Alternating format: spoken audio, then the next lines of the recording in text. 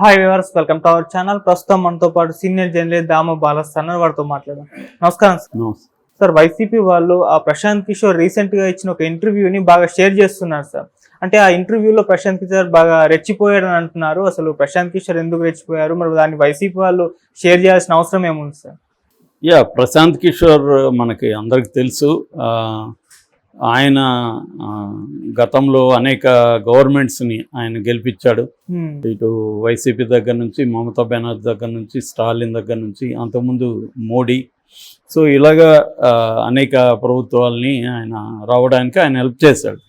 ఆయన బేసిక్గా electoral consultant అని పెట్టుకున్నాడు ఆయన, ఐప్యాక్ అని.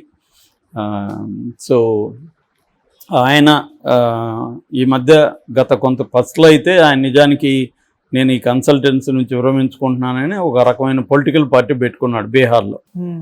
పెట్టుకొని జన స్వరాజ్య ఏదో పెట్టుకొని అక్కడ ఆయన పాదయాత్రలు, క్యాంపెయిన్లు చేసుకుంటున్నాడు. అయితే మరి ఆయన్ని చంద్రబాబు పట్టుకొచ్చాడు. చంద్రబాబు అంతకుముందు ఆయన్ని బీహారు డెకాయిట్ అని, బీహార్ మాఫియా అని, బీహార్ కైండ్ ఆఫ్ వైలెంట్ రాజకీయాలని ఆంధ్రప్రదేశ్లో ప్రవేశపెట్టాడని ఇవన్నీ కూడా విమర్శించారు. కానీ ఇప్పుడు ఆయన అవసరం ఏర్పడింది. చంద్రబాబుకి ఏంటంటే ఈసారి బ్యాటిల్ టఫ్గా ఉంటుంది, ఈసారి కానీ మనం గెలవకపోతే ఇంక మన పొలిటికల్ లైఫ్ ఎండ్ అయిపోతుంది అని చెప్పి చంద్రబాబు ఏం చేశాడంటే ఈసారి ఏ చిన్న దాన్ని కూడా వదలలేదు జగన్ మీద. ఇన్ని అస్త్రాలు జగన్ మీద ఎవడు వేస్తున్నాడు, ఇక చంద్రబాబు కూడా ఎవరి మీద కూడా వేస్తున్నాడు. అన్ని అస్త్రాలు ఆయన చేశాడు. ఎవరైనా పొలిటికల్గా తమ కెరీర్ ఇది లాస్ట్ అనుకున్నప్పుడు, అలాగే లైఫ్ అండ్ డెత్ అనుకున్నప్పుడు అలాగే చేస్తారు. అలాగే ఆయన గతంలో ఏం మాట్లాడాం అవన్నీ ఏ రాజకీయ నాయకుడు పట్టించుకోడు, చంద్రబాబు అసలు పట్టించుకోడు. ఈరోజు ఒకటి చెప్పగలడు, రేపు ఇంకొకటి చెప్పగలడు. ఇవాళ రాజకీయ నాయకులు అందరూ అంతే. చంద్రబాబు ఇంకొంత దాన్ని క్రాఫ్ట్ లెవెల్, ఆర్ట్ లెవెల్కి తీసుకెళ్ళాడు, యూటర్న్ అని. సో ఆయన నుంచి చాలామంది కూడా ఇన్స్పైర్ అయ్యి వాళ్ళు కూడా అదే చేస్తున్నారు. సో అలాగా ఆయన మొన్న తిట్టిన నోటితోనే మళ్ళీ ప్రశాంత్ కిషోర్ని పిలిపించాడు. వాడికి ఎంతో ప్యాకేజ్ ఇచ్చాడు. ప్రశాంత్ కిషోర్ అనేవాడు ప్యాకేజ్, నో డౌట్, అతను ప్యాకేజ్ తీసుకుంటాడు, పనిచేస్తాడు. అతను ఎవరికి ప్యాకేజ్ ఇస్తే వాళ్ళకి పనిచేస్తాడు. అతనికి ఏమి వైసీపీ పట్ల ద్వేషము, చంద్రబాబు పట్ల ప్రేమ ఇవేమి ఉండవు. లాస్ట్లో రివర్స్లో చేశాడు కదా, చంద్రబాబు క్యాంటీగా అనేక వ్యూహాలు ఆయన రచించుంటాడు కదా. చంద్రబాబు దెబ్బతీయడానికే అతను పనిచేశాడు కదా 2019 ఎలక్షన్లో. సో ఇప్పుడు రివర్స్లో ఆయనకి ప్యాకేజీ జగన్ ఎందుకు, మరి జగన్ అతను పెట్టుకో, ఇది ఊహించలేదమ్మా జగను. మనం కానీ అది ఊహించుంటే జగనే ముందు ప్యాకేజీ ఇచ్చి ఉండేవాడు. ఇప్పుడు ఆయన జగనే గెలుస్తాడని కూడా ఇప్పుడు చెప్పుండేవాడు. సో మొత్తానికి ఒక ప్యాకేజీ అయితే అందింది అతనికి. లేకపోతే అతను అది వదులుకొని చంద్రబాబు మీద ప్రేమ కోసం రాడు కదా. క్లియర్గా అతని ప్యాకేజ్ ఏదో అందింది. దాంతో వచ్చాడు, విజయవాడకి కలిశాడు. దాని తర్వాత అక్కడి నుంచి తన కొన్ని రకాల సలహాలు ఇచ్చాడని చెప్తున్నారు. ఆ సలహాలో ప్రధానమైనది వచ్చి, మీ ఈ సంక్షేమ పథకాలు నమ్ముకుంటే మీరు గెలవరు, మీరు సంక్షేమ పథకాలని నమ్ముకుంటున్నారు. మొన్నటి వరకు సంక్షేమ పథకాలు జగన్ని విమర్శించి అదే మీరు చెప్తే జనాల్లో మీ క్రెడిబిలిటీ ఉండదు. అందుకని లాస్ అవర్షన్ అనే ఒక థియరీ ఉంది బిహేవియరల్ ఎకనామిక్స్లో.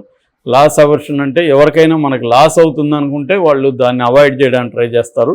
కాబట్టి ఆ థియరీ ప్రకారం ఈ ల్యాండ్ టైటిలింగ్ యాక్ట్ ఉంది కదా, దాని వల్ల జగన్ మీ ల్యాండ్స్ అంతా లాక్కునేస్తాడని ఒక భయపెట్టండి, అది జనంలోకి బాగా వెళ్తుంది అని ఒక సలహా ఇచ్చాడని చెప్తున్నారు. దాంతో సూపర్ సిక్స్లు, షణ్ముఖాలు ఇవన్నీ పక్కన పెట్టేసి దీని మీదకి వెళ్ళారు చంద్రబాబు అండ్ టీం మొత్తం.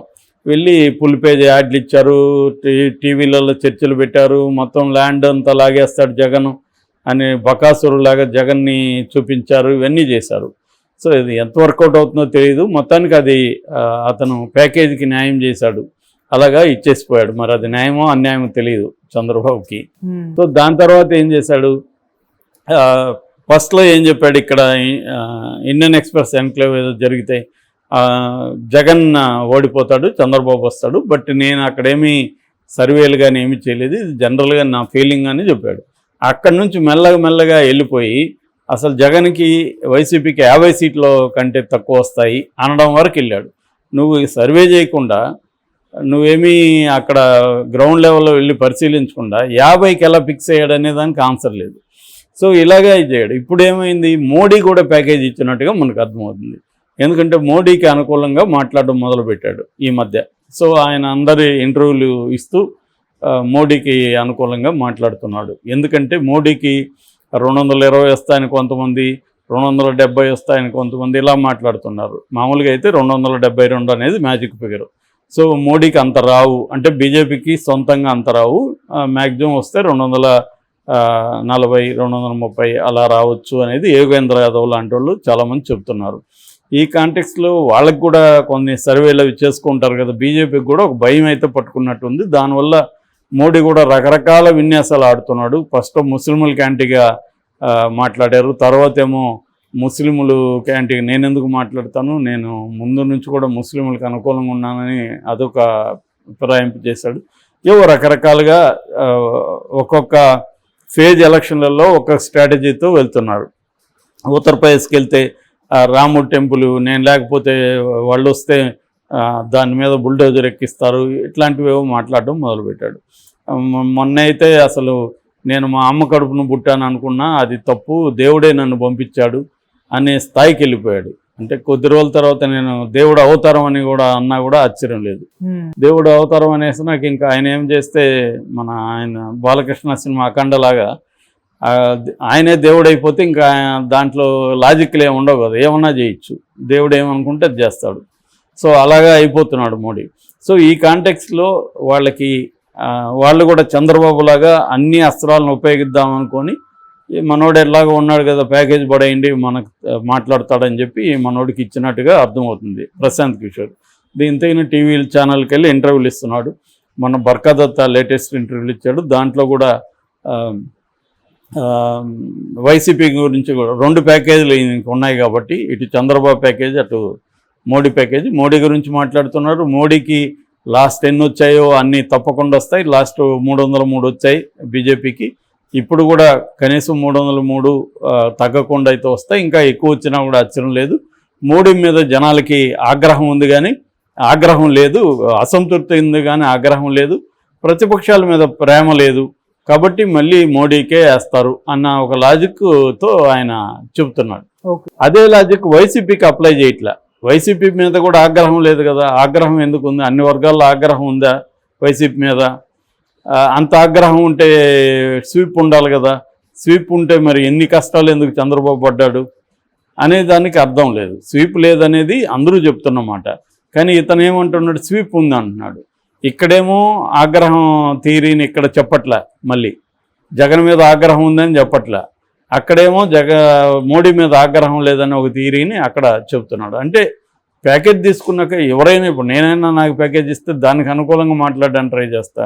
ప్యాకేజ్ తీసుకోకుండా ఉండడమే మన ఇంటిగ్రిటీ. కానీ అతను వృత్తే ప్యాకేజ్ ఆర్టిస్ట్. అతను వృత్తే ఎవరు డబ్బులు ఇస్తే వాళ్ళు గెలవడానికి అతను చేస్తాడు. అది అతను ఎంచుకున్న వృత్తి.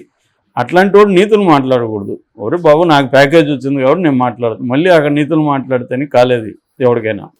సో ఇప్పుడు ఆయన కరణ్ థాపర్కి ఒక సిన్సియర్ జర్నలిస్ట్గా ఒక క్రెడిబిలిటీ ఉంది ఇండియాలో. సో అతనుతో వైర్ అనే దీంట్లో ఇతను ఇంటర్వ్యూ ఇచ్చాడు. ఆ ఇంటర్వ్యూలో కరణ్ థాపర్ ఒక మాట అడిగాడు. ఆయనేమి హర్టింగ్గా కూడా అడగలే, నువ్వు చెప్పేదానికి నువ్వు గ్యారంటీగా నీ కాన్ఫిడెన్స్ ఉందా నువ్వు చెప్పేది, ఎందుకంటే గతంలో నువ్వు చెప్పిన ప్రెడిక్షన్ ఫెయిల్ అయింది కదా అన్నాడు. దాంతో ఇతనికి రగిలిపోయాడు. అసలు ఫెయిల్ అయిందా, ఎక్కడైంది చూపించి, నాకు వీడియో చూపించు, నాకు వీడియో చూపించు. ఒరే బాబు, ఇండియన్ టైమ్స్ ఆఫ్ ఇండియాలో వచ్చింది, హిందుస్థాన్ టైమ్స్లో వచ్చింది, వెబ్సైట్లో వచ్చింది, నీ ట్వీట్లో కూడా నువ్వు చేసావు.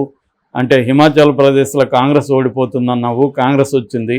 తెలుగు ఇక్కడ బీఆర్ఎస్ గెలుస్తుందన్నావు, బీఆర్ఎస్ ఓడిపోయిందని ఆయన చెప్తుంటే రెచ్చిపోతున్నాడు, అరుస్తున్నాడు, కొడతాడేమో అన్నట్టుగా రగిలిపోతున్నాడు. ఎందుకంత?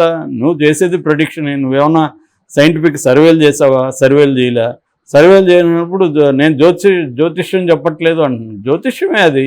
నువ్వేమి సైంటిఫిక్గా పోయి సెఫాలజిస్ట్ లాగా చేసావా? చేయలేదు. చేయనప్పుడు జ్యోతిష్యమే కదా అది. ప్రిడిక్షన్ ఎట్లా చెప్తావు? నీ థియరీనే నువ్వు అక్కడ ఒకటి అప్లై చేస్తున్నావు, ఇక్కడ ఒకటి అప్లై చేస్తున్నావు. పదే ఇతను ఎక్స్ప్లెయిన్ చేయడానికి ట్రై చేస్తున్నాడు. తర్వాత మీరు ఎండ్ చేసుకుంటారా, కంటిన్యూ చేస్తారా ఇంటర్వ్యూని అని అడిగాడు. దానికి కూడా రగిలిపోయాడు. నేనెందుకు పారిపోతాను, ఐ డోంట్ వాక్ అవే, నేను వాక్ అవే అనలేదు, మీరు ఇంటర్వ్యూ ఇంత టెండ్ చేద్దాం అనుకుంటున్నారా, కంటిన్యూ చేద్దాం, ఎందుకంటే మీరు ఆవేశాన్ని పడుతున్నారు అన్నట్టుగా ఈయన అన్నాడు. దానికి మళ్ళీ రెచ్చిపోయి ఇతన్ని ఏదో అతను శాసిస్తున్నట్టుగా బిహేవ్ చేస్తున్నాడు. అంటే క్లియర్గా అతను నిజంగా అతను నమ్మేది కూల్గా చెప్పచ్చు కదా, ఎందుకు అంత రెచ్చిపోతున్నాడు. దానికి కామెంట్లు కూడా విపరీతంగా ప్రశాంత్ కిషోర్కి యాంటీగా కామెంట్లు విపరీతంగా ఉన్నాయి, 100,000 కామెంట్లు ఉన్నాయి. నీళ్ళు తాగిచ్చాడు కరణ్ జోహార్ అని కింద కామెంట్లు చేశాడు. దాంతో ఇతను మళ్ళీ ట్వీట్ చేశాడు. అతని కోపం చల్లారినట్లేదు. ట్వీట్ చేసి జూన్ 4వ తేదీ అందరూ కూడా నీళ్లు పెట్టుకోండి, లేకపోతే మీ గొంతు తడేరిపోతుంది.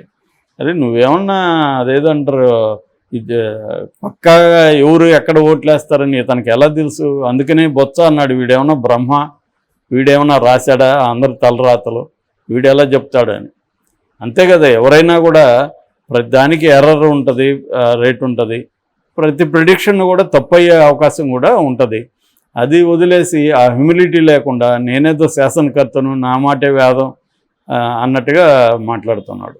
ఓకే, దీన్ని వైసీపీ వాళ్ళు వైరల్ చేస్తున్నారు. ఎందుకంటే వాళ్ళకి ఇది కొంత ఊరటనిచ్చింది ఈ ప్రశ్న. ఆల్రెడీ నువ్వు గతంలో హిమాచల్ ప్రదేశ్, తెలంగాణలో ఫెయిల్ అయినావు కాబట్టి ఇక్కడ కూడా ఫెయిల్ అవ్వచ్చు కదా అన్నట్టుగా వీళ్ళు దాన్ని చేస్తున్నారు. Okay sir, thank you so much sir.